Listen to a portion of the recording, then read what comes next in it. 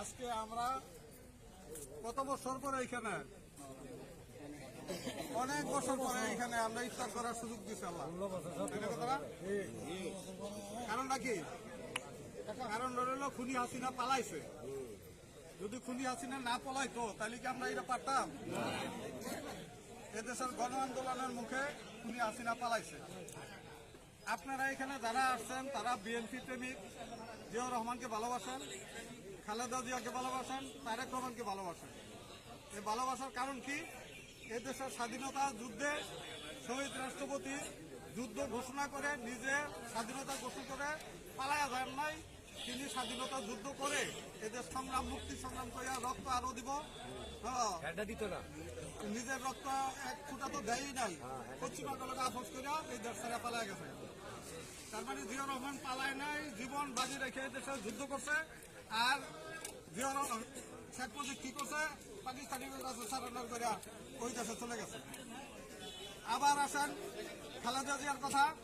খালেদা জিয়া এই শত নির্যাতন ভোগ করে, এই হাসিনা সরকার খুনি সরকার নির্যাতন ভোগ করে তিনি এই দেশের সাধারণ মানুষকে ছেড়ে পালায় যায় না, পালায় গেছে।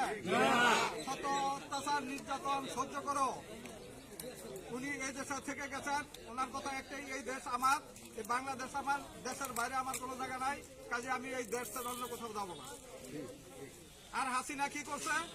এই দেশের মানুষের সব আওয়ামী লীগের লোকে আগায় দিয়া মাঠে না ফালাই থিয়া তারপর নিজের যান বাঁচানোর লেগে ফালাইছে।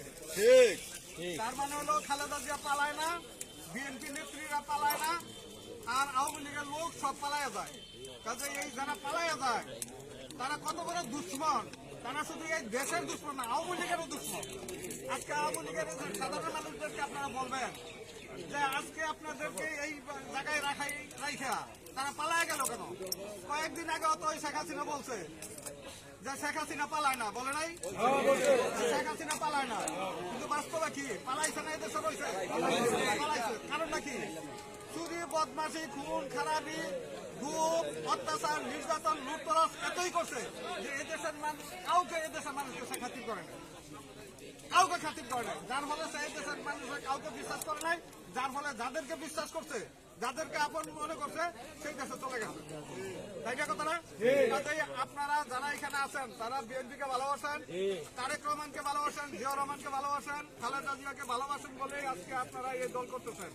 আপনাদেরকে আন্তরিক মোবারকবাদ। অনেক বছর পরে আপনাদের সাথে এখানে এসেছেন। আপনারা ইফতার করবেন কতক্ষণ পরে, আমার আরেকটা প্রোগ্রামে চলে যেতে হবে, এই জন্য